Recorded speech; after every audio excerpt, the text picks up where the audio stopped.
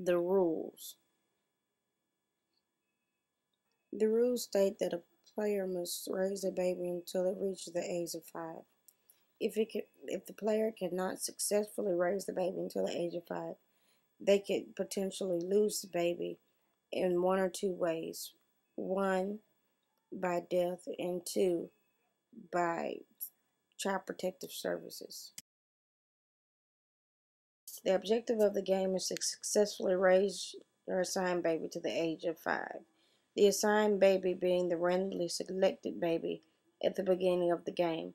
Depending on the name of the baby, the game will randomly select the health issues, if any, for the baby, and the player will have to successfully raise that baby with no complications until the age of 5. Try to avoid neglect because it may result in the loss of your baby. Also, try to complete the tasks to get more money to support your baby. In other words, try to spend as much time with the baby as possible because those are the best times to nurture the baby. If neglect is present, then the player could lose the baby through Child Protective Services, or the baby could become ill and die. Money is earned through completing the task. So, in completing the task, the player will be able to support the child. The more tasks completed, the more money earned. The more money earned, the more the player can support the baby.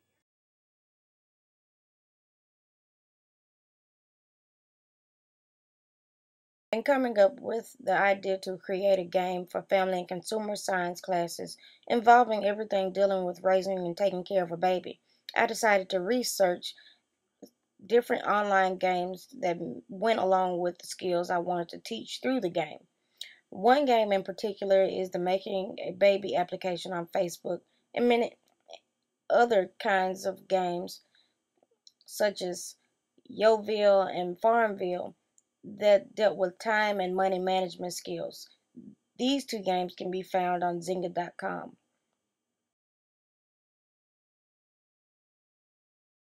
Living It will give the students all three games in one.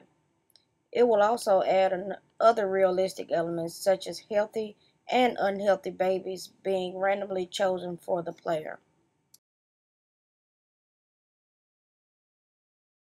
I chose to use the realistic elements like the sick and the healthy babies because in real life, everyone doesn't have a healthy baby. I think this will be the wow factor in the game.